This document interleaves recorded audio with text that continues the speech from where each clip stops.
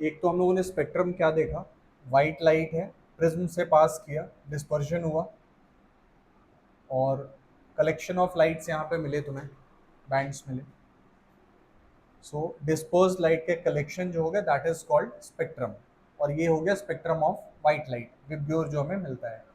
तो ये जो स्पेक्ट्रम मिलेगा ये दो टाइप से मिल सकता है। जैसे लाइट में क्या होता है, रेनबो जब ऑब्जर्व करते हो तो वहाँ कुछ ऐसा होता है क्या कि वी अलग से बना, फिर आई बना, फिर आर बना, ऐसा नहीं होता, सब ओवरलैप कर रहे होते हैं एक दूसरे के ऊपर। तो जब ओवरलैपिंग हो रही है, इन that case spectrum is continuous. Rainbow इसका सिंपलेस्ट एग्जाम्पल हो जाएगा। तो वहाँ पे कोई डिस्टिंक्शन नहीं है दो लाइंस के बीच में। दूसरा हो सकता है इसमें डिस्क्रीट। डिस्क्रीट में जाओगे तो दो टाइप्स मिल सकते हैं तुम्हें। एक हो सकता है लाइन स्पेक्ट्रम और एक हो सकता है बैंड स्पेक्ट्रम। डिस्क्रीट और डिसकंटिन्यूअस भी बोल सकते हैं इसको हम लोग।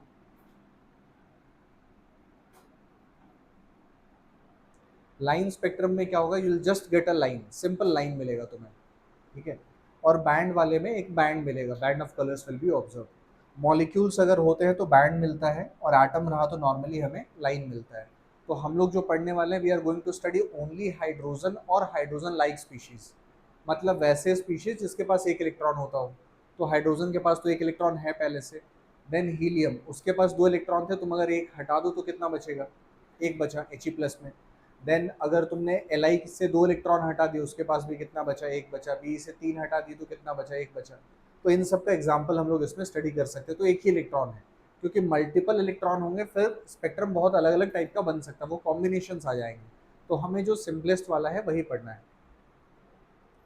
अब एटम का जो लाइन स्पेक्ट्रम मिलेगा, उसमें जो ट्रांजिशन हुई, तुम्हें एक लाइन मिला, सिर्फ ट्रांजिशन हुई, एक लाइन मिला। मतलब अगर मान लो इलेक्ट्रॉन यहाँ पे था और यहाँ से यहाँ पे आया, तो थिंक लाइक दिस कि अगर एक फ्लोर के ऊपर तुम हो, तुमने उस फ्लोर से अगले फ्लोर पे जंप किया, तो जैसे जैसे तुम नीचे की तरफ आ रहे हो, तो पोटेंशियल एनर्जी तुम्हारी क्या हो रही है, स्लोली डिक्रीज हो रही होगी, वो काइनेटिक में चेंज हो रहा होगा। तो अगर उसका ग्राफ प्लॉट करते तुम, तो क्या जस्ट एक लाइन बनता है या पूरा एक स्लोप जैसा कुछ बनता है, एक लाइन, एक ग्राफ बनता है अच्छा खासा।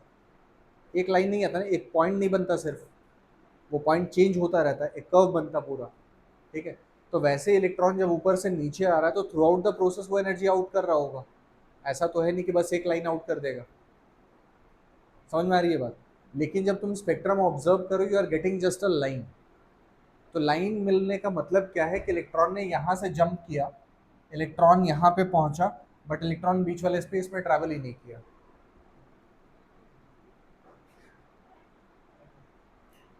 क्वांटम लीप बोलते हैं इसको हम लोग, क्योंकि अगर वो ट्रैवल कर रहा होता तो फिर बहुत सारे वेव्स तुम्हें वहाँ पे ऑब्जर्व होते, एक लाइन नहीं मिलता सिंपल। एक लाइन मिल रहा है मतलब उसका वेवलेंथ कोई एक ही है, ठीक है। तो ये ऑब्जर्वेशन है। तो यहाँ पे फिर थोड़ा सा एक तुम्हें हिंट मिलता है कि स्पेस कर्व हो सकता है, बेंट हो सकता है, वो फ्लैट नहीं है। जैसे हम लोग क्या मानते हैं कि स्पेस इज फ्लैट, बट वो कर्व हो सकता है। ये मतलब एक हिंट है उसके तरफ कि ऐसा हो सकता है, इट्स अ पॉसिबिलिटी। तो उसमें वैसे उतना इन डेप्थ नहीं जाना है हमें। लाइन स्पेक्ट्रम पढ़ना है और वो भी हाइड्रोजन का पढ़ना है, ठीक है। एटॉमिक स्पेक्ट्रा में जब गए तो एटॉमिक स्पेक्ट्रा के दो टाइप्स, एब्जॉर्प्शन और एमिशन स्पेक्ट्रा। एब्जॉर्प्शन स्पेक्ट्रा में जो भी लाइट था, फॉर एग्जांपल तुमने गैस ले लिया, कोल्ड गैस था, और उसके थ्रू तुमने एक बल्ब रखा, उससे लाइट पास करा रहे हो, हाई एनर्जी वेव्स पास हो रहे हैं, या सोडियम लैंप है उसका एनर्जी पास करा रहे हो। तो उस वेव से गैस कुछ एनर्जी एब्जॉर्ब करेगा, और बाकी जो गया उसको स्क्रीन पे ऑब्जर्व कर लिया हम लोगों ने। तो जो गैस में एब्जॉर्ब हो गया था वो नहीं दिखेगा, उसके प्लेस पर डार्क लाइन्स आएंगे, और बाकी सारे ब्राइट लाइन्स दिखेंगे तुम्हें, या ब्राइट स्पॉट दिखेगा। तो मतलब ऐसा कुछ दिखा तुम्हें, ये अगर तुमने ऑब्जर्व किया, तो यहाँ पे लाइट दिख रहा है, यहाँ कुछ नहीं है शायद, ये मिस हो रहा है पार्ट, ये हो गया, ये मिस हो रहा है पार्ट, ऐसा दिख रहा है। ऐसा ऑब्जर्वेशन आया तुम्हारे पास, ये एब्जॉर्प्शन स्पेक्ट्रम है। और जब एमिशन स्पेक्ट्रम को चेक करोगे तो जो पार्ट एब्जॉर्ब हुआ था वही पार्ट वहाँ पे एमिट हो रहा है। तो उन दोनों को मिक्स करेंगे तो होल स्पेक्ट्रम अपने आप मिल जाता है गैस का, ठीक है। एमिशन वाले में इलेक्ट्रॉन ने जो एनर्जी पहले एब्जॉर्ब की थी वाया हीटिंग और वाया लाइट, वही वो लूज करता है, but in form of electromagnetic wave. Absorb करने के डिफरेंट तरीके हैं, लूज करने का तरीका इलेक्ट्रोमैग्नेटिक वेव के थ्रू ही है। और वो इलेक्ट्रोमैग्नेटिक वेव अगर विजिबल स्पेक्ट्रम में है तो हमें वो ऑब्जर्व भी हो सकता है, उसको देख भी सकते हो। जैसे आयरन का रॉड हीट किया तो हीट करते ही वो रेड नहीं हो गया, एनर्जी तो उसमें भी थी बट वो दिख नहीं रहा था, मतलब उससे वो वेव जो आउट हो रहा वो विजिबल स्पेक्ट्रम का पार्ट नहीं है अभी तक। विजिबल में आएगा वो दिखना स्टार्ट हो जाएगा फिर। तो ये समझ में आया पूरा अभी तक। अब इसमें हाइड्रोजन स्पेक्ट्रम पढ़ना है फिर। ये जस्ट स्टेट कर लो ये वाले पॉइंट्स, बाद में इसको लिख लेना। फिर यहाँ पे hydrogen spectrum,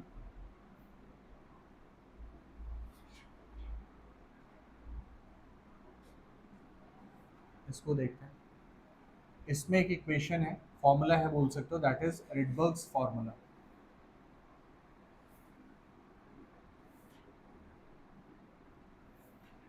wave number that is equal to 1/λ is equal to RH into Z square 1/n1 square minus 1/n2 square। ये फॉर्मूला इसके लिए है। Rydberg's formula is applicable to hydrogen और हाइड्रोजन लाइक स्पीशीज, जैसे मैंने हीलियम का बताया, lithium का बताया, उन पे भी एप्लीकेबल है। सो एप्लीकेबल ऑन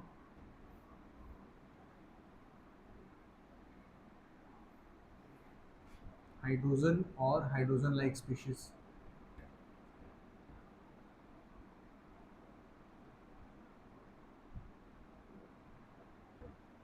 जैसे He+ हो गया, Li2+ हो गया, B3+ हो गया, ये पूछ सकते हैं। अब इस फॉर्मूला में ये जो है दिस इज वेव नंबर, ये हो गया wavelength, this is Rydberg's constant,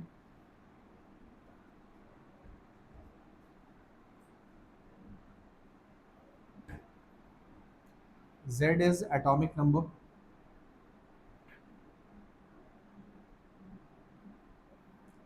N1 यहाँ पे जो रहेगा that is lower energy orbit and N2 is higher energy orbit. तो हम लोग सिंस एमिशन स्पेक्ट्रम पढ़ रहे हैं तो N2 हमेशा हायर एनर्जी वाला ही रहेगा। एब्जॉर्प्शन नहीं पढ़ना, अपने को एमिशन ही पढ़ना है कि हाइड्रोजन में ऊपर से नीचे की तरफ इलेक्ट्रॉन आ रहा है। सो N2 will be greater than N1, ये हमेशा ट्रू है, इक्वल भी नहीं होगा, ये हायर ही होना चाहिए। N2 is higher energy orbit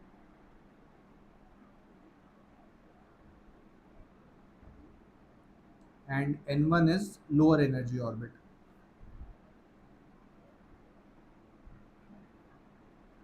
और RH का वैल्यू जो है दैट विल बी 109,677, ऐसा लिख सकते हैं हम लोग सेंटीमीटर इनवर्स में, और अप्रॉक्सीमेटली 1.1 इंटू 10⁻⁷ मीटर इनवर्स यहाँ लिख सकते हैं। ये RH का हो जाएगा वैल्यू, ये पहले लिख लो फिर आगे देखते हैं।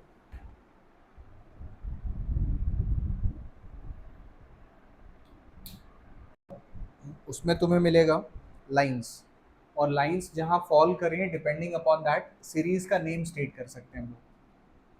फिर टेबल इसके लिए हम लोग बनाएंगे, series then N1 N2 and reason.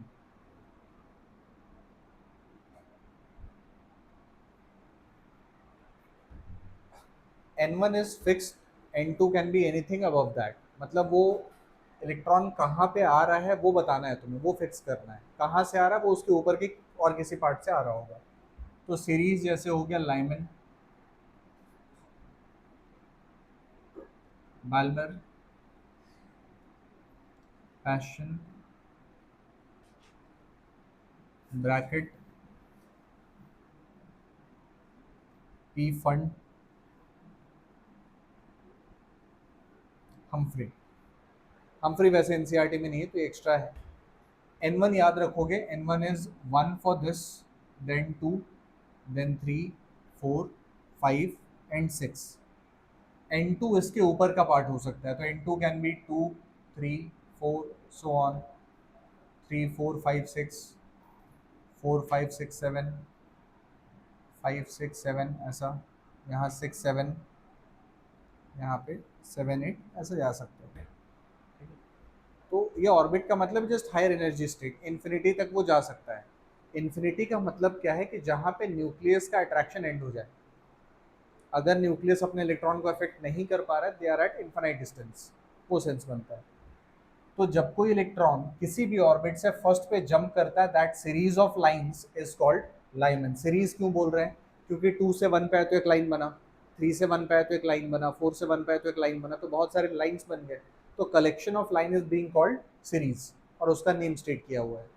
और जो लाइंस मिलेंगे वो किसी स्पेसिफिक रीजन के पार्ट हो सकते हैं ईएम स्पेक्ट्रम में। जैसे ये तुम्हें मिलेगा अल्ट्रावायलेट में, यूवी, विजिबल में ये आ गया, और बाकी जितने भी होते हैं all are from infrared, near infrared, far infrared, ऐसा हो सकता है, बट इंफ्रारेड के ही पार्ट रहेंगे सारे। इसमें एक इंटरेस्टिंग पॉइंट है, विजिबल स्पेक्ट्रम जो बैल्मर में आया, तो all visible lines are part of Balmer series, but all Balmer series lines are not visible. वो ऊपर नीचे का पार्ट भी हो सकता है, थोड़ा बहुत ऊपर भी जा सकता है, थोड़ा बहुत वो नीचे की तरफ भी जा सकता है, तो वाइस वर्सा नहीं है वहाँ पे।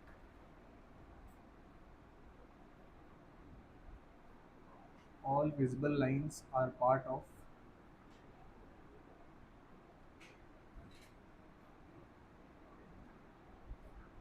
Balmer series, but all Balmer series lines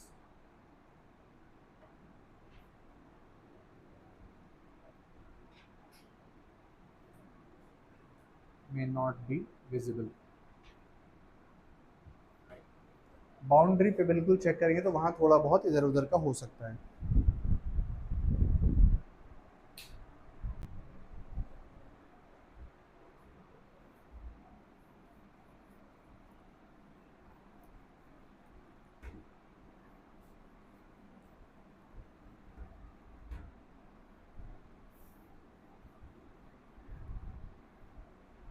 और सिर्फ हाइड्रोजन स्पेक्ट्रम हम लोग इसलिए पढ़ रहे हैं बिकॉज वो सिंपलेस्ट है, एक ही इलेक्ट्रॉन है तो बार बार उसमें अलग अलग ट्रांजिशंस नहीं होंगे। कभी कभी क्वेश्चन आ जाता है नंबर ऑफ सीरीज लाइन के ऊपर, तो एक तो यहाँ पे फॉर्मूला है वो यूज़ कर सकते हो, number of series lines is equal to n2 minus n1 plus 1 n2 minus n1 by 2। ये नंबर ऑफ लाइंस कितने होंगे उसके बारे में इंफॉर्मेशन तुम्हें ये दे देगा। जैसे अगर एक एग्जांपल देखो, इसको अंडरस्टैंड कर लो पहले फिर लिखना। अगर हम लोगों ने n2 ले लिया 5 और n1 ले लिया 1, मतलब ट्रांजिशन 5 से लेके 1 पे हो रहा है, फिफ्थ ऑर्बिट से इलेक्ट्रॉन जंप कर रहा ऑन ऑर्बिट नंबर 1, तो कितने लाइंस वहाँ पे वो आउट कर सकता है। तो लाइंस को ड्रॉ करके निकालना भी आना चाहिए, क्योंकि समटाइम्स इससे भी आंसर्स मिलते हैं। n1 n2 n3 n4 n5। अब इलेक्ट्रॉन जंप कहाँ से कर रहा है? 5 से, तो जितने वेज ऑफ मूवमेंट हो सकते हैं उन सबको ड्रॉ करना पड़ेगा टू अंडरस्टैंड कि कितने लाइंस बन सकते हैं। जैसे 5 से इलेक्ट्रॉन डायरेक्टली 1 पे आ सकता था, एक तरीका तो ये है, या फिर 5 से वो 2 पे आ सकता है, या 5 से वो 3 पे आ सकता है, या 5 से वो 4 पे आ सकता है। तो 5 से डायरेक्टली जब 1 पे आएगा तो 5 और 1 के बीच का जो एनर्जी का डिफरेंस है उस एनर्जी के इक्विवेलेंट वेव आउट होगा। 5 से 2 आया तो 5 और 2 के बीच का जो डिफरेंस है उसके इक्विवेलेंट आउट होगा। सेम 5 से 3 के बीच का, 5 से 4 के बीच का, और हर एनर्जी इक्वल तो है नहीं, अलग अलग एनर्जीज है, तो different waves, different energies, different properties, इसलिए लाइंस अलग मिल रही हैं तुम्हें। अब 5 के पास ये 4 ऑप्शंस थे। अगर मान लो कि तुम्हारा इलेक्ट्रॉन 5 से 4 पे आ गया, 4 पे आने के बाद उसके पास क्या ऑप्शंस हैं? 4 से वो डायरेक्टली एक ही बार में 1 पे जा सकता था, या 4 से वो 2 पे जा सकता था, या 4 से वो 3 पे जा सकता था। ये 3 ऑप्शंस होते। मान लो पहले वो 5 से 4 पे आया, या 5 से डायरेक्टली 3 पे चला आया, या 4 से 3 पे आ गया। अगर 3 पे अभी है तो 3 से क्या कर सकते हैं? 1 पे जा सकते हैं, या फिर 3 से हम लोग 2 पे जा सकते हैं। समहाउ अगर हम लोग 2 पे स्टक हुए अभी, तो 2 से क्या ऑप्शन बचा? डायरेक्टली 1 पे जा सकते हैं। तो कितने वेज में ये ट्रांजिशन हुआ? ये 4 प्लस 3 7 प्लस 2 9 प्लस 1 10। तो ये 10 टाइप के ट्रांजिशंस हो सकते हैं, और ये 10 टाइप के लाइंस तुम्हारे पास आ सकते हैं। मतलब इस ट्रांजिशन में लाइंस विल बी 10, मैक्सिमम 10 मिल सकता है। क्या मिलेगा वो डिपेंड करता है अगर एक ही इलेक्ट्रॉन है तो, बट मैक्सिमम यही 10 आ सकते हैं, उससे ज़्यादा नहीं बनेंगे। फॉर्मूला में अगर पुट करते उससे भी आंसर आता। N2 इस केस में हो गया 5, N1 हो गया 1 plus 1, then N2 is 5 minus 1 divided by 2, तो 5 इंटू 4/2 दैट इज 10। इससे भी लाइन्स कितने आए, 10 ही आए। बट इससे क्या आंसर तुम्हें नहीं आएगा अगर उन्होंने ऐसा पूछ लिया कि इलेक्ट्रॉन जब 5 से 1 पे ट्रांजिशन कर रहा है तो लाइमन सीरीज में लाइन्स कितने हैं या बाल्मर में कितने हैं। लाइमन क्या होता था, n इक्वल्स टू 1, तो जो लाइंस टर्मिनेट हो रहे हैं 1 पे लाइमन के वही पार्ट हैं, तो लाइमन में लाइंस कितने मिले, 4 ही मिले तुम्हें। बाल्मर में जो 2 पे टर्मिनेट होगा वही काउंट हो सकता है, तो बाल्मर में कितना 1 2 और 3 मिलेंगे।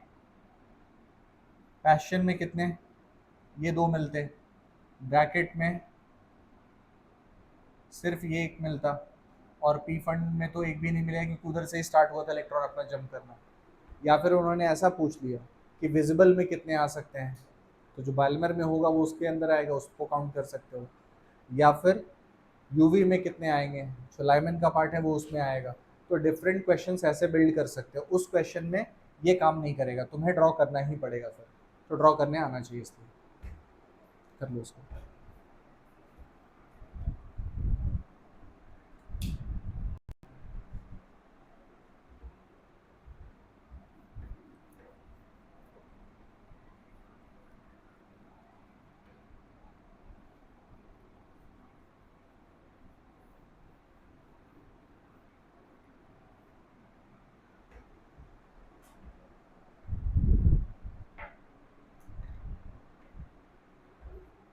रेडबर्ग फॉर्मूला जो लिखा हम लोगों ने उसमें 2 स्पेशल केसेस हो सकते हैं, मतलब जो कोई इलेक्ट्रॉन जंप करेगा तो एक तो जहाँ पे जंप करा वहाँ सबसे क्लोजेस्ट से वो जंप कर सकता है।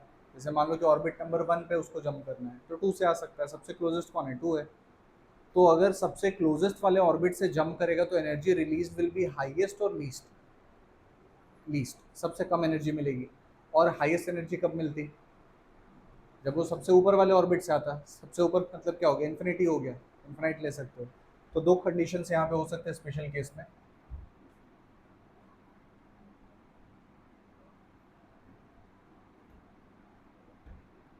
First one is for maximum energy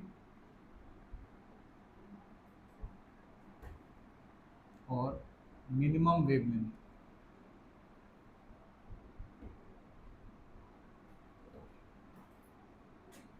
और मैक्सिमम फ्रीक्वेंसी, ऐसा कुछ भी रहा then n2 will tend to infinity. तो 1/n² क्या हो जाएगा उस केस में, ऑलमोस्ट 0 हो जाएगा, राइट। तो फॉर्मूला जो अपने पास था 1/λ is equal to RH into Z square, 1/n1² minus 1/n2², 1/n2² क्या हो गया 0, तो सिर्फ क्या बचा n1², तो बाई n1² कर देंगे, ये हो जाएगा। This is also called series limit.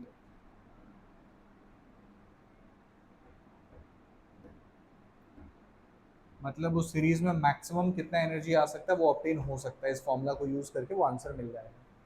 Second, for minimum energy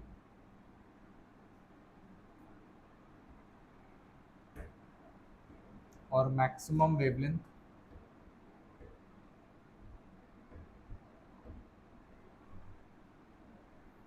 और मिनिमम फ्रीक्वेंसी। इस कंडीशन में अब एनर्जी सबसे कम चाहिए तो इलेक्ट्रॉन को जस्ट अपने ऊपर वाले ऑर्बिट से आना होगा। So in that case n2 you can take as n1+1, just उसके ऊपर का orbit. So 1/λ is equal to RH into Z square, 1/n1² minus 1/n1+1 का स्क्वायर। ये फॉर्मूला लगा सकते हो। ये 2 स्पेशल केसेस हैं, मतलब उन्होंने ऐसा बोल दिया कि मैक्सिमम एनर्जी के according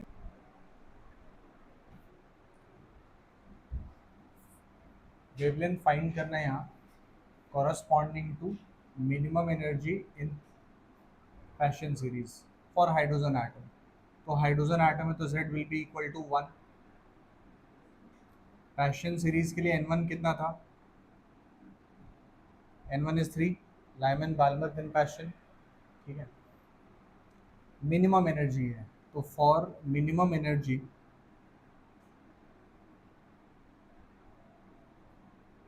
N2 will be equal to N1 plus 1 होता है,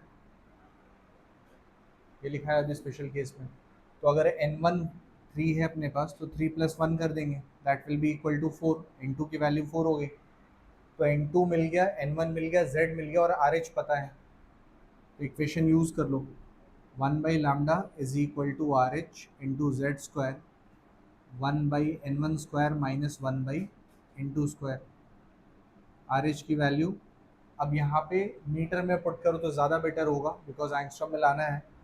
तो 1.1 इंटू 10⁻⁷, जेड स्क्वायर के प्लेस पर 1 का स्क्वायर, 1/3 का स्क्वायर हो गया 9 और 4 का स्क्वायर हो गया 16.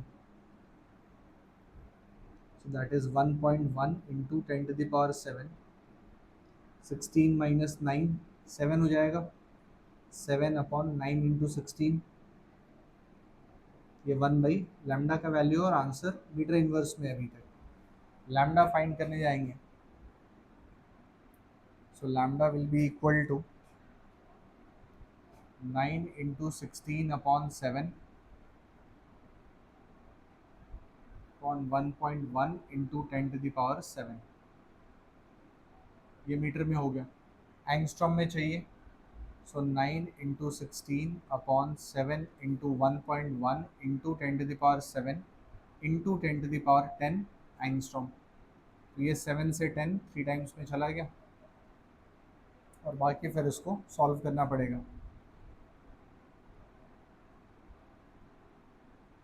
10⁻³ एंगस्ट्रॉम. ये कैलकुलेट कर लो, वहाँ से आंसर मिल जाएगा एंगस्ट्रॉम में कितना आएगा. और बहुत बार ऐसा एग्जाम में हो सकता है तुम्हें कि एग्जैक्ट वैल्यू जो है वो स्टेट करने आ जाए, वो चेक करना पड़ेगा कैलकुलेट करके. तो जो भी ऑप्शन रहा वहाँ पे उसके अकॉर्डिंगली आंसर करेंगे. तो इसमें ऐसे वैल्यू अगर चेक करें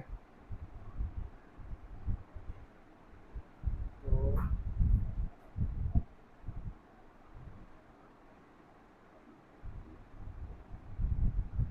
18.70 आ रहा है, सेम था 1.87.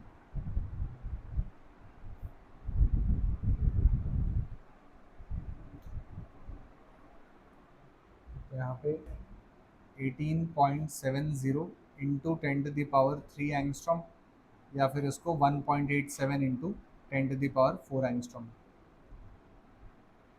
ऐसा कर सकते हैं.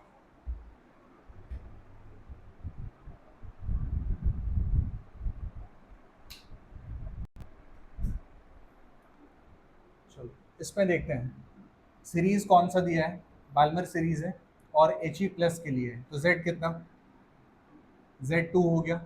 बाल्मर सीरीज है तो N1 कितना, 2 हो गया. मैक्सिमम एनर्जी था तो N2 कितना, इन्फिनिटी हो गया. So 1 by lambda is equal to RH into Z square upon N1 square. ये डायरेक्टली लगा सकते हो और वेवलेंथ ही फाइंड करें तो उल्टा कर दो पहले ही. Lambda will be equal to N1 square upon RH into Z square. अब वैल्यूज पुट करते हैं तो N1 का वैल्यू 2, 2 का स्क्वायर हो गया यहाँ 4, RH इज 1.1 10⁻⁷ और ये फिर 2 का स्क्वायर 4, 4 4 यहाँ से cancel out, that is 1/1.1 into 10⁻⁻7 metre. तुम्हें चेंज करना है इसको इन पिकोमीटर, पिकोमीटर में चेंज कर देंगे. तो लैम्डा इज 1/1.1 10⁻⁻7 इंटू 10⁻12 पिकोमीटर. तो 1/1.1 इंटू 10⁻5 हो जाएगा ना, 5 पिकोमीटर. ये कितना आया 0.92 909 09 है, 0.9 क्या 09.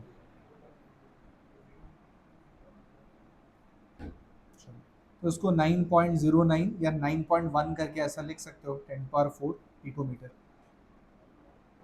ये वैल्यू हो जाएगा.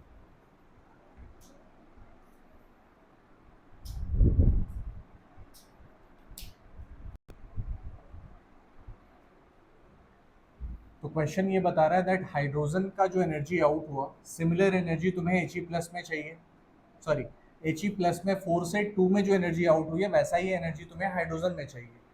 तो energy of transition for hydrogen is equal to energy of He plus. अगर सेम एनर्जी है तो Hc अपॉन लैम्डा भी सेम होगा, He प्लस और H का। Hc तो एक जैसा ही है तो ये हटा सकते हो, तो 1/λ of H plus, sorry not H plus only H, should be equal to 1/λ of He plus, ये इक्वल होने चाहिए। अब इसके प्लेस पर रिडबर्ग का जो इक्वेशन था वो लिख दो, तो RH into 1 square into 1/n1 square minus 1/n2 square, that is equal to, यहाँ पे आ गया RH इंटू जेड स्क्वायर मतलब 2 का स्क्वायर हो गया 4, 1/n1 स्क्वायर दैट इज 2, 2 का स्क्वायर 4 और 4 का स्क्वायर 16। RH यहाँ से कैंसिल आउट कर सकते हो, 1 हट गया अपने आप, तो 1/n1 square minus 1/n2 square will be equal to 4 को इनसाइड ले जाएंगे तो 1/1 माइनस 1/4। अब इसको स्क्वायर के टर्म्स में अगर लिखे हम लोग तो कैसा लिख सकते हो, 1/n1 square minus 1/n2 square is equal to 1/1 का स्क्वायर माइनस 1/2 का स्क्वायर, लिख सकते हैं। अब कंपेयर कर दो इन दोनों को, सो कंपेयरिंग बोथ साइड्स,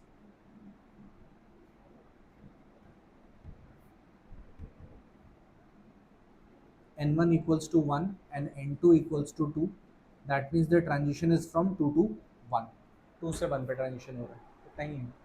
ठीक है, एक और ट्राई कर लो इसमें साथ में।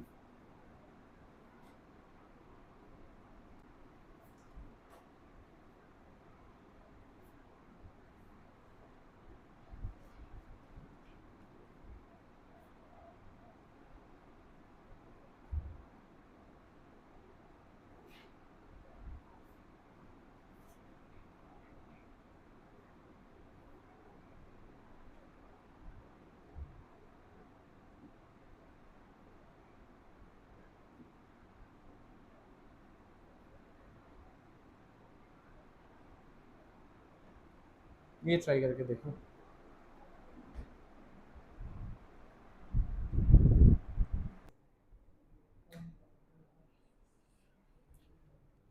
देखो Li2 प्लस है तो Z पहले कितना हो गया 3, n1 equals to 1, n2 equals to 4, तो दोनों n के वैल्यूज हैं, Z दिया हुआ अपने पास, and 1/λ is equal to RH into Z square 1/n1 square minus 1/n2 square. ठीक है, अब डायरेक्ट इक्वेशन अगर तुम्हें याद नहीं है, जो बाद में भी हम लोग स्टडी करेंगे, तो वो डायरेक्टली यहाँ पर ये भी अंडरस्टैंड कर सकते हो, ई क्या होता था, E is equal to Hc upon lambda ही तो था, that means it is simply Hc into 1/λ, ये इक्वेशन है अपने पास। तो हम लोग डायरेक्टली एनर्जी के लिए इक्वेशन ऐसा पुट कर सकते हैं, Hc into RH into Z square 1/n1 square minus 1/n2 square, directly energy मिल जाएगा इससे। वैल्यूज पुट करना स्टार्ट करते हैं, तो H इंटू सी होता 19.8 इंटू 10⁻26, ये हो गया 1.1 इंटू 10⁻7, Z का स्क्वायर 3 का स्क्वायर हो जाएगा 9, देन 1/1 का स्क्वायर एंड 1/4 का स्क्वायर, सो 19.8 इंटू 1.1 इंटू 9 इंटू 15 अपॉन 16, ये -26 है और ये +7 है। सॉल्व करेंगे इसको, ये कितना हो जाएगा 10⁻19 जूल्स हो गया। ये कैलकुलेट कर लेंगे फिर ये कितना आ रहा है, ये कैलकुलेट तो करना पड़ेगा ना, कितना आया था, अरे फिर से बोलो, 19.8 into 1.1 multiplied with 9 into 15 divided by 16, 183.76, क्या उसके अराउंड कुछ था क्या, फिर से देख लें। 19.8 into 1.1 into 9 into 15 divided by 16, 183.76 ही आ रहा है। तो 183.76 इंटू 10⁻19 जूल्स, ये करोगे तो 1.8376 इंटू 10⁻17 जूल्स। नियरेस्ट इंटीजर अगर होता तो 2 इंटर कर सकते थे।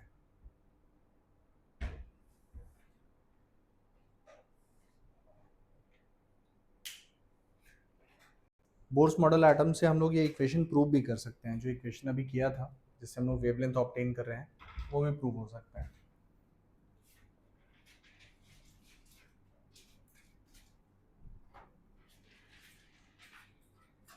Bourse model of atom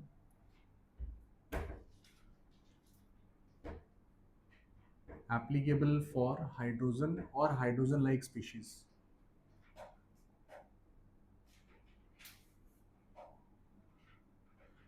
hydrogen like को हाइड्रोजेनिक भी बोलते हैं, हाइड्रोजेनिक स्पीशीज। जैसे He+ था, Li2+ था, वही उसके एग्जाम्पल्स हैं। तो बोर्स मॉडल ऑफ एटम में हम लोग रेडियस हो गया, वेलोसिटी हो गया, एनर्जी हो गया, वो ऑब्टेन करते हैं। वो कैसे चेक कर रहे हैं वो देखेंगे। तो हाउ यू फाइंड दैट? तो मॉडल जब भी क्रिएट करते हैं सबसे पहले you have to take some assumptions. Assumption से स्टार्ट करोगे या पॉस्टुलेट्स वहाँ बनाओगे और उसके बाद आगे बढ़ोगे। तो पॉस्टुलेट्स इसमें भी हैं जिसके बेसिस पे सब कैलकुलेशंस मिलते हैं। तो first one is electron is moving around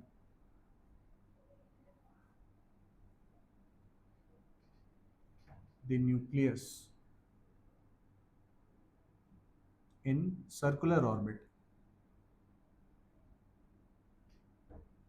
तो इलेक्ट्रॉन क्या कर रहा है? सर्कुलर ऑर्बिट में मूव कर रहा है अराउंड द न्यूक्लियस। और न्यूक्लियस एक डेंस स्पेस है इनसाइड द एटम जहाँ पे न्यूट्रॉन्स और प्रोटॉन्स एग्जिस्ट कर रहे हैं। वो अजम्पशन भी यहाँ पे है। देन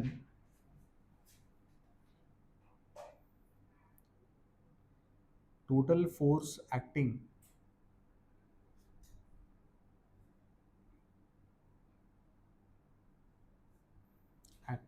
on the electron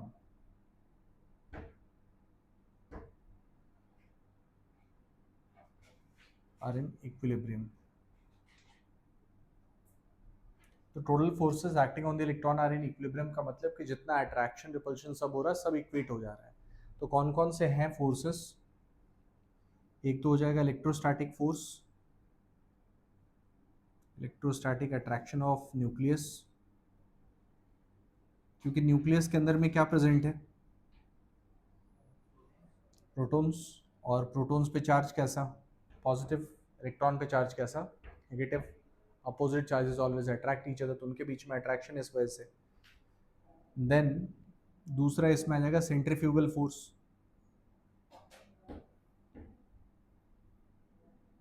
कोई भी चीज़ अगर किसी सर्कुलर ऑर्बिट में मूव कर रही है तो एक फोर्स उसको आउटवर्ड लेके जाना चाहेगा, तो वो फोर्स यहाँ पे काम कर रहा है, इसको Fc मान लो। तो ये दोनों फोर्सेस जो हैं they are in equilibrium with each other, इसलिए इलेक्ट्रॉन एक सर्टेन ऑर्बिट में मूव होता रहता है इस थ्योरी के हिसाब से। अभी इसमें और क्या चेंजेस हैं वो आगे अंडरस्टैंड करेंगे, बट अभी तक यही है। तो इलेक्ट्रोस्टैटिक, सेंट्रीफ्यूगल फोर्स, ये दोनों है, दोनों इक्विलिब्रियम में है, इसलिए ऑर्बिट इज फिक्स्ड, इलेक्ट्रॉन अपना उस ऑर्बिट में रहेगा for what ever time the electron stays in a given orbit,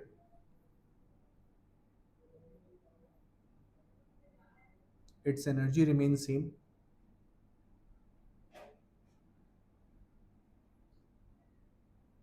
and the orbit is termed as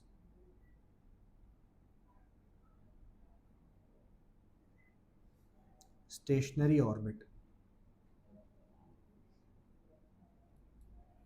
तो यहाँ ये मानना है कि उस ऑर्बिट में जिसमें इलेक्ट्रॉन मूव कर रहा है वो कितने भी टाइम के लिए वहां पे है, वो ना तो एनर्जी गेन कर रहा है ना तो एनर्जी लूज कर रहा है। अपने आप ऐसा कुछ नहीं हो रहा है। बाहर के किसी सोर्स से एनर्जी है वो अलग बात है, क्योंकि अगर वो एनर्जी लूज कर रहा होता तो अल्टीमेटली क्या होता, वो स्लो डाउन होता जाता, स्लो डाउन होता जाता तो आउटवर्ड फोर्स कम हो जाएगा, इनवर्ड फोर्स उतना ही है क्योंकि वो तो चार्ज पे डिपेंड कर रहा है, तो धीरे धीरे वो न्यूक्लियस के क्लोज चला जाता। ठीक है, इसी चैप्टर में हम लोग आगे स्टडी भी करेंगे एंड विल प्रूव इट कि इलेक्ट्रॉन न्यूक्लियस के अंदर हो ही नहीं सकता है, इम्पॉसिबल है उसका होना, mathematically we can prove that, वो करेंगे। नेक्स्ट पॉइंट इसमें आता है, electron can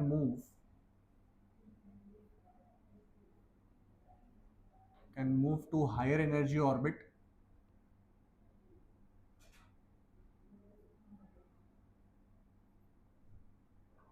known as excited state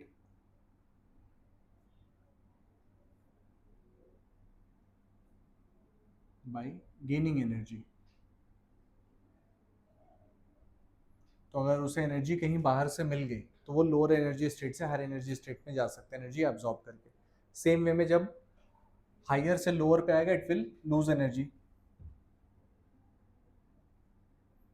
similarly it will lose energy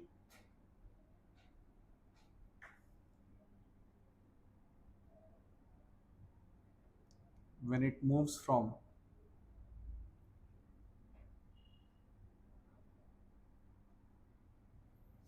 higher energy orbit to lower energy orbit।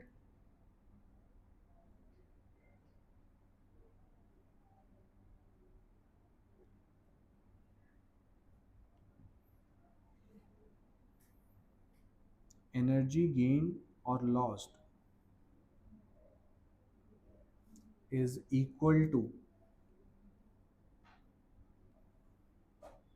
the difference of energy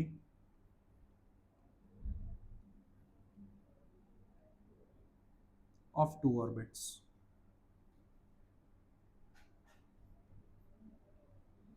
ठीक है, दो ऑर्बिट्स के बीच में जितने भी एनर्जी का डिफरेंस है उतना ही एनर्जी या तो वो गेन करेगा या तो वो लूज करेगा। ये पॉइंट्स पहले लिख लो फिर और पॉइंट्स बताते हैं इसमें।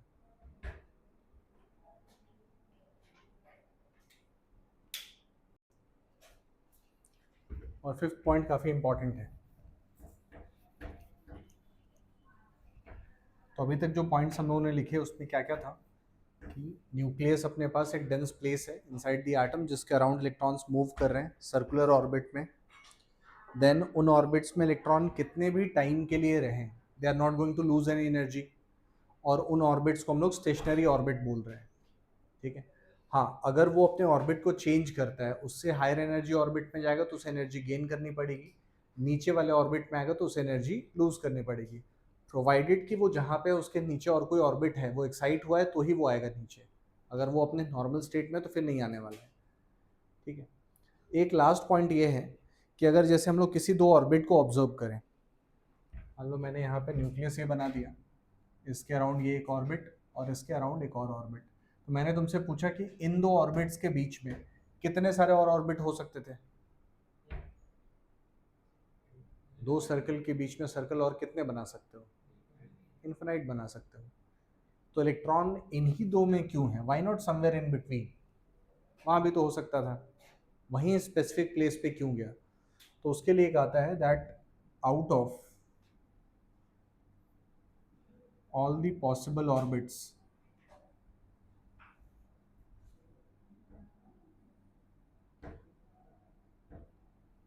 electrons are present in only those orbits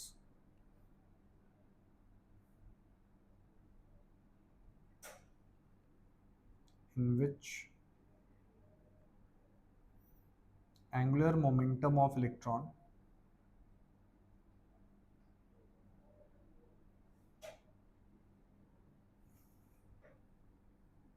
is an integral multiple of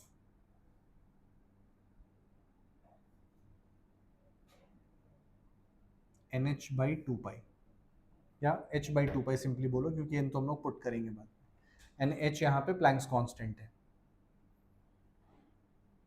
h is Planck's constant. Angular momentum को हम लोग स्टेट कर सकते हैं as mvr, so mvr is equal to nh by 2 pi where n has to be a integer, n 1 2 3 4 ऐसे values हो सकता है। तो जहाँ पे ये फिट होगा वहाँ पे ही इलेक्ट्रॉन उस ऑर्बिट में हो सकता है, अदरवाइज वो नहीं रहेगा।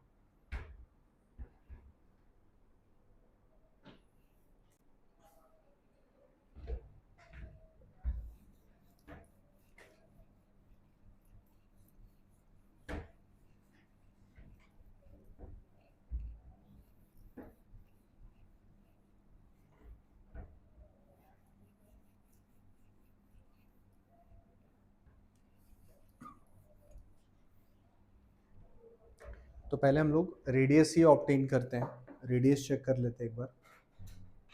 तो रेडियस देखने के लिए देखो, एक एटम का स्ट्रक्चर ले लो and we are looking about only hydrogen atom और हाइड्रोजन लाइक स्पीशीज। तो एक ही इलेक्ट्रॉन है, उसमें कोई और इलेक्ट्रॉन नहीं है, तो इलेक्ट्रॉन इलेक्ट्रॉन को रिपेल नहीं करने वाला है। तो एक ऑर्बिट लिया, यहाँ पे एक इलेक्ट्रॉन है और ये न्यूक्लियस इलेक्ट्रॉन को अट्रैक्ट कर रहा है अपने तरफ। ये इलेक्ट्रोस्टैटिक हो गया फोर्स। और सिंस ये इलेक्ट्रॉन मूव कर रहा है अपने ऑर्बिट में, इसके चलते यहाँ पे एक सेंट्रीफ्यूगल फोर्स भी अप्लाई होगा, टेंजेंट है उसके उस तरफ। रिजल्टेंट चेक कर सकते हो, क्योंकि अगर हम लोग किसी चीज़ को ऐसा मूव कर रहे हैं और स्ट्रिंग को अचानक हाथ से हटा दो तो क्या होगा, फुट टेंजेंट के डायरेक्शन में वो चला जाता है। तो फोर्स हमेशा एक आउटसाइड एक्ट कर रहा होता है, ठीक है। तो जो अजम्पशंस अपने पास है, जो पॉस्टुलेट्स हैं उसके हिसाब से कि सिंस इलेक्ट्रॉन अपने ऑर्बिट से मूव आउट नहीं कर रहा है, मूव इन में नहीं कर रहा, वहाँ पे ही है, मतलब उसके ऊपर टोटल जो फोर्स है वो क्या है, इक्विलिब्रियम में है। नहीं होता तो वो आउटसाइड या इनसाइड जाता। तो पहले ये फोर्सेस हैं क्या क्या उनको देख लेते हैं। सेंट्रीफ्यूगल फोर्स जो था, centrifugal force F C is equal to m v square upon r, ये फर्स्ट हो गया। देन इलेक्ट्रोस्टैटिक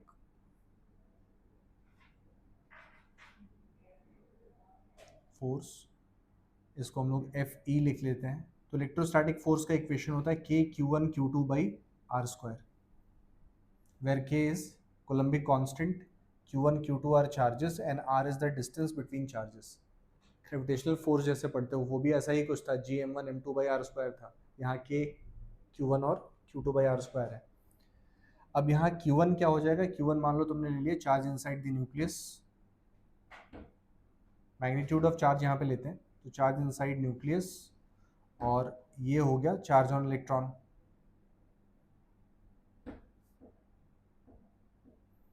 ठीक है, तो न्यूक्लियस के अंदर में चार्ज कितना होगा, न्यूक्लियस में जितने प्रोटॉन होंगे multiplied with charge on each proton, और हर प्रोटॉन हर इलेक्ट्रॉन पे चार्ज उतना ही होता है, value is same, sign opposite है जस्ट।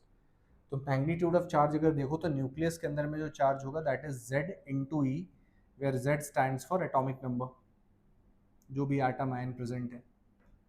और चार्ज ऑन इलेक्ट्रॉन हो गया ई, क्योंकि अपने पास इलेक्ट्रॉन तो वैसे एक ही है, प्रोटॉन मल्टीपल हो सकते हैं, इलेक्ट्रॉन तो एक ही रहे अपने को रखना है। तो अब इन दोनों फोर्सेस को इक्वेट कर देंगे। इलेक्ट्रोस्टैटिक फोर्स का इक्वेशन हो जाएगा K Z E into E upon are square, simplify करके it can be stated as K Z E square upon are square. ये हो गया 2। So since forces are in equilibrium,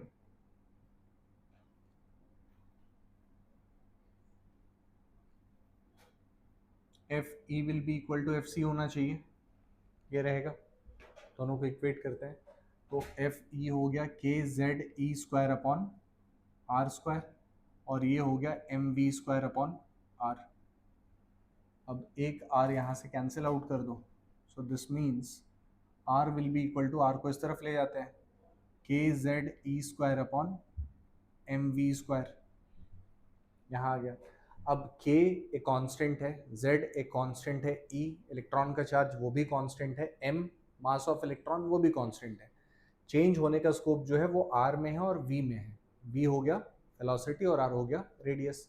एक इक्वेशन और दो अननोन, सॉल्व होगा। अननोन तो एक ही होना चाहिए, तो या तो तुम r को v के टर्म्स में लिखो या फिर v को r के टर्म्स में लिखो। तो इसके लिए because M V R is equal to N H by two pi, जो अजम्पशन था अपने पास, ये लिखा था अभी हम लोगों ने, तो यहाँ से v के टर्म में r मिल जाएगा। v will be equal to N h upon 2 pi m into r. Using this expression of v,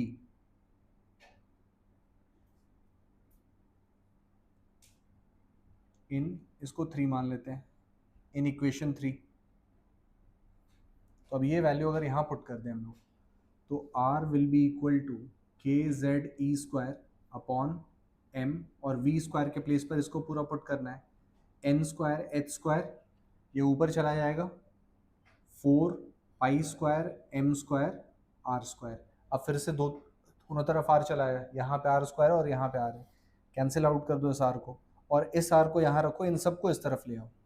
so r will be equal to, ये ऊपर आएंगे तो क्या होगा, n square h square divided by K Z E square 4 pi square m square. ये expression मिला।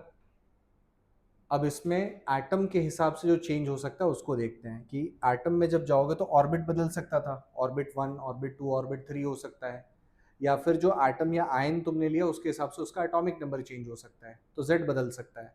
बाकी कुछ भी और इसमें चेंज नहीं होगा, N चेंज होगा, Z चेंज होगा, रेस्ट एवरीथिंग इज फिक्स्ड। तो हम लोग ऐसा लिख सकते हैं Rn is radius of nth orbit is equal to h square upon 4k e square pi square m square into n square upon z। तो radius of nth orbit is directly proportional to n square and inversely proportional to z, n square upon z पे वो depend कर रहा है। तो since ये सारे values जो हैं वो कांस्टेंट हैं, इसको सॉल्व करके इसका वैल्यू ऑब्टेन कर सकते हैं। तो ये लिख लो पहले, फिर उसको देखते हैं।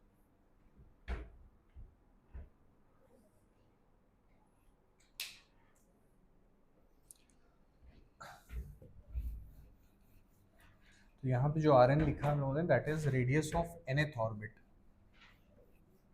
और n की वैल्यू जो है it will start from 1 onwards, 1 2 3 4 ऐसे वैल्यूज पुट कर सकते हो। 600 ऑर्बिट का भी तुम्हें चेक करना है, उसको लिख लेंगे वहाँ पे। Rn will stand for radius of nth orbit,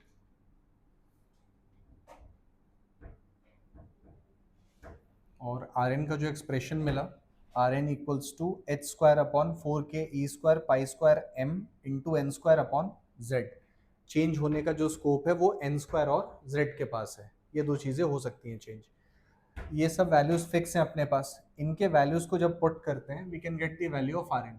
तो Rn का वैल्यू मिलता है 0.529 into Z square upon n angstrom. मतलब इस फॉर्मूला में, sorry Z square upon n नहीं, n square upon z angstrom, इस फॉर्मूला में डायरेक्टली पुट करके तुम रेडियस ऑफ ऑर्बिट ऑब्टेन कर सकते हो। जैसे हाइड्रोजन के लिए ऑब्टेन करना है, तो हाइड्रोजन का एटॉमिक नंबर कितना हो गया 1, Z1 पुट कर दिया, और फर्स्ट ऑर्बिट का तुम्हें ऑब्टेन करना है उसका रेडियस, तो N1 पुट कर दो, R1 will be equal to 0.529 angstrom. तो हाइड्रोजन के फर्स्ट ऑर्बिट का जो होगा रेडियस वो मिल गया। इसी को हम लोग ऐसा भी लिख सकते हैं, Rn equals to R naught into N square upon Z angstrom, या एंगस्ट्रॉम हटा भी दो, यहाँ पे जो यूनिट भी रहा उसमें आंसर मिल जाएगा। आर नॉट हो जाएगा बोर ऑर्बिट का रेडियस, मतलब फर्स्ट ऑर्बिट जो होगा उसका रेडियस। तो समटाइम्स वो क्या करते हैं कि किसी एक दूसरे एटम का या फिर आयन का रेडियस का वैल्यू दे दिया और उससे तुम्हें कुछ और निकाला, तो उस समय ये काम आएगा। तो ये दोनों इक्वेशंस लिख लो, फिर इस पर क्वेश्चन करो।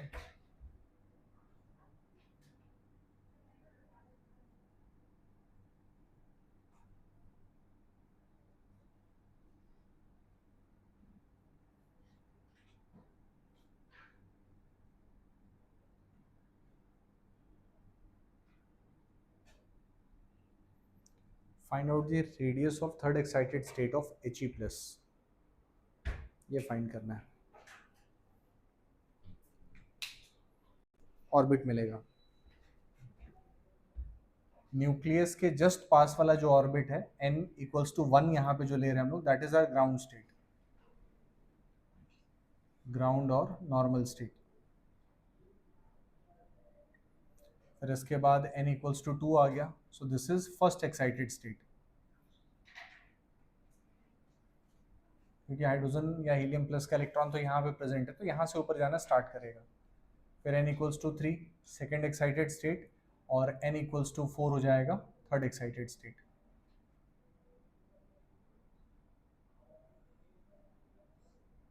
Second excited state.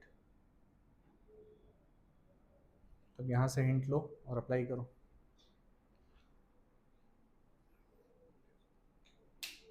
इसका तो R4 यहाँ पे ऑब्टेन करोगे, that will be 0.529 into N square. Third excited state का मतलब हो गया n equals to 4, orbit number 4, तो 4 का स्क्वायर 16 और z का वैल्यू यहाँ पे हो जाएगा 2 एंगस्ट्रॉम में, सो दैट इज 8। ये कितना है वैल्यू? 4.232 एंगस्ट्रॉम, ठीक है, तो ये वैल्यू हो जाएगा। तो रेडियस हम लोग इससे ऑब्टेन कर सकते हैं। इस पे और भी क्वेश्चंस हैं, क्वेश्चंस बाद में करते हैं। वेलोसिटी का इक्वेशन पहले निकाल लेते हैं।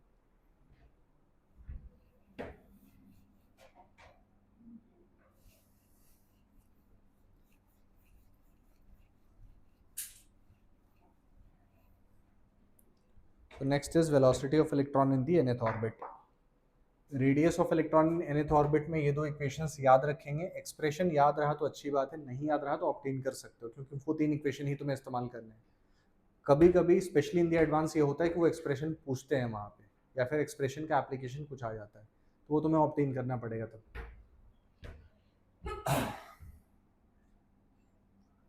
तो velocity of electron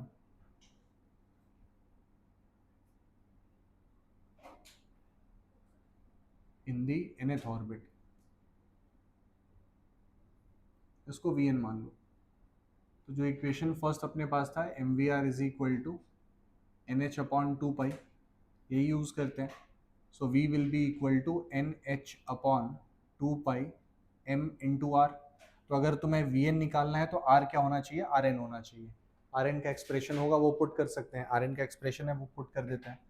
so Vn equals to nh upon 2 pi m, Rn का एक्सप्रेशन हो गया h square into N square, और ये सारा ऊपर चला जाएगा 4k e square pi square and m, ठीक है। तो m और m ये कैंसिल आउट हो गया, 2 से यहाँ पे 4 कैंसिल आउट हो गया, 2 आ गया, h से एक h स्क्वायर कैंसिल हो जाएगा, n से एक n स्क्वायर चला गया, और बाकी एक पाई से यहाँ पे ये पाई चला गया। So Vn equals to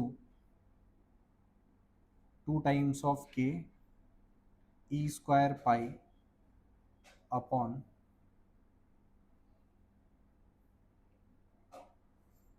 n square put किया मैंने, z पुट नहीं किया, यहाँ पे z आता ना,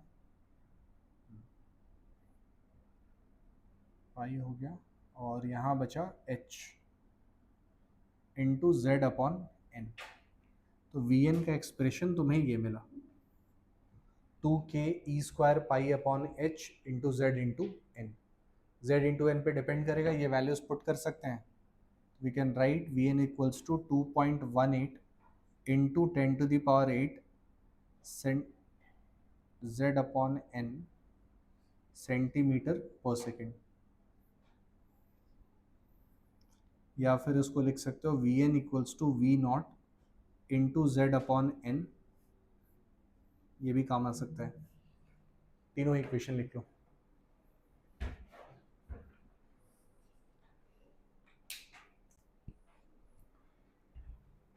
क्या दिया हुआ उसमें?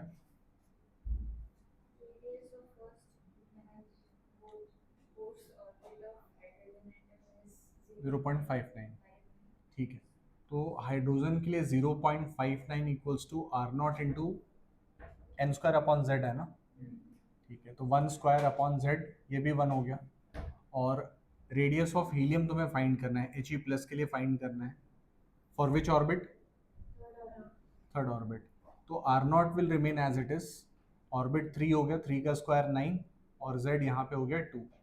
डिवाइड कर दो सिंपली इन दोनों को, ये कैंसिल आउट हो जाएगा। So 0.59 upon R of He plus will be equal to 2 upon 9. So R of He plus will be equal to 9 into 0.59 upon 2. That is 4.5 into 0.59. ये कितना आया? 2.6 आ रहा है, ठीक है, will go with that. 2.6 angstrom था, एंगस्ट्रॉम है ना, ठीक है। वो उनके एंड पे कुछ एरर होगा इसलिए आंसर अलग है, बट ठीक है यही आंसर है। 5 to 9 करते तो वो हो जाता था मैच।